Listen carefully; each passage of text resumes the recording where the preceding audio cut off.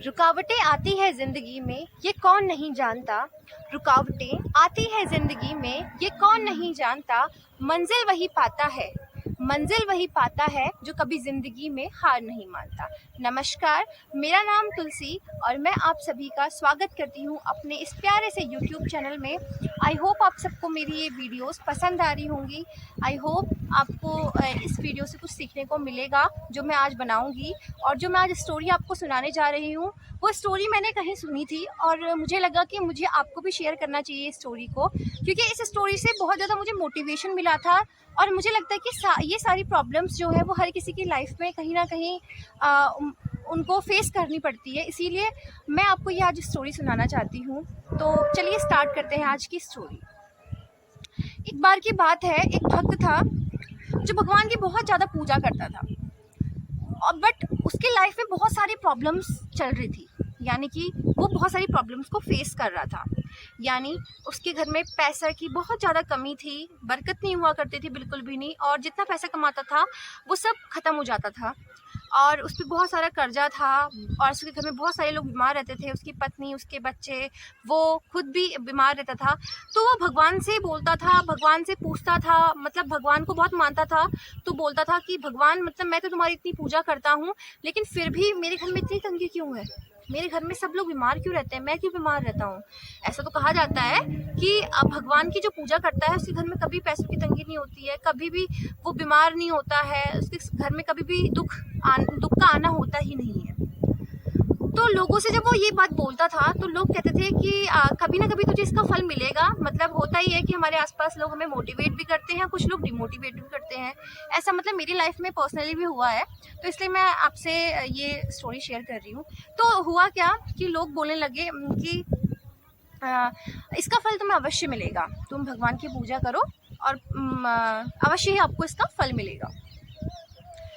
एक दिन जब बहुत ज़्यादा प्रॉब्लम उसकी लाइफ में आने लगी, जब वो बहुत ज़्यादा तंग हो गया, बहुत परेशान हो गया और टूट गया, वो भगवान के पास गया, भगवान की पूजा करने लगा और आराधना करने लगा और भगवान से बोला, हे भगवान, अगर मैं तेरी सच्चे मन से इतनी पूजा कर रहा हूँ तो तू आज मेरे सपनों में आओगे, तुम मेरे आज सपनों में आओगे और मैं आपसे कुछ अपनी समस्याओं को शेयर करूँगा, मतलब आपको बताऊँगा।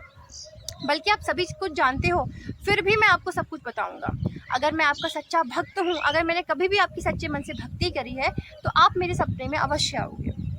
उसी रात जब वो सो रहा था, हुआ भी यूँ कि भगवान उसके सपनों में आए और भगवान ने बोला कि बताओ मनुष्य, हे भक्त बताओ तुम्हें क्या समस्या है।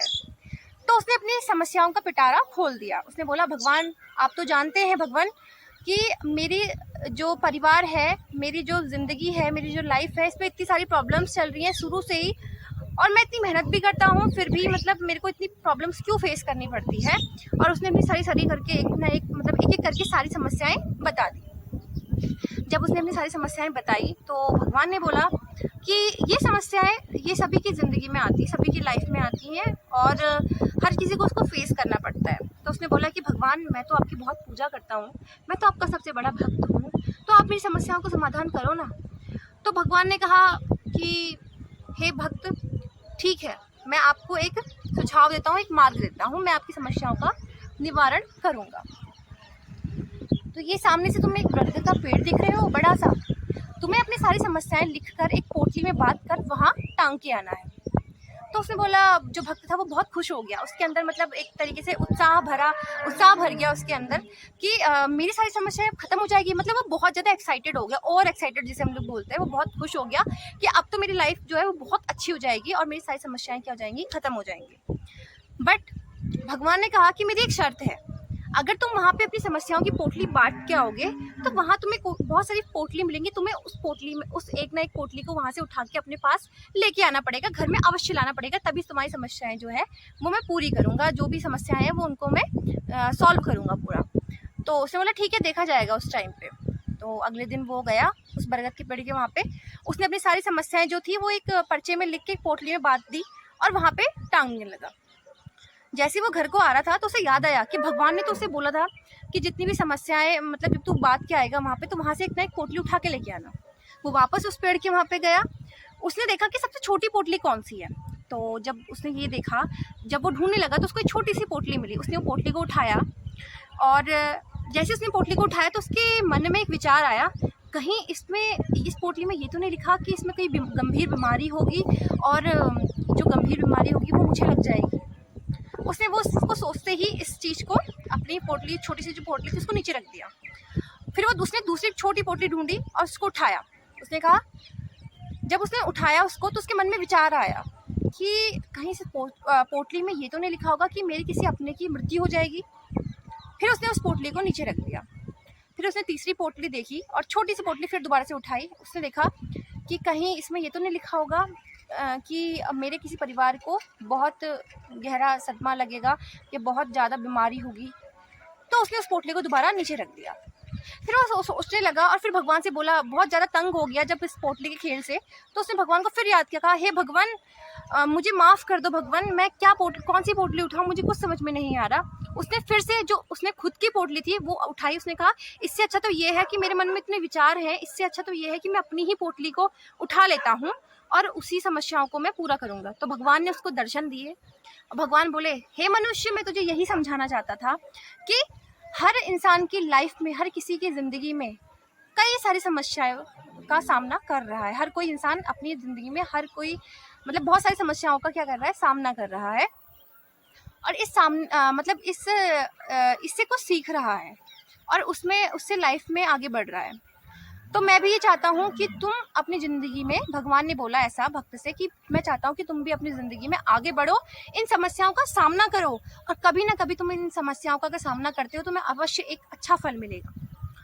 तो वो मनुष्य भी सोचने लगा कि भगवान सही कह रहे हैं कि हर किसी की ज़िंदगी में बहुत सारी कठिनाइयाँ आती हैं, लेकिन हमारे अंदर एक साहस होना चाहिए, हमारे अंदर एक हिम्मत होनी चाहिए कि हम किस तरीके से उस समस्या को, उस प्रॉब्लम को टैकल करते हैं, यानी किस तरीके से हम उसको फेस करते हैं, उस समस्या को किस तरीके से हम सॉल्व करते हैं उस समस्याओं को।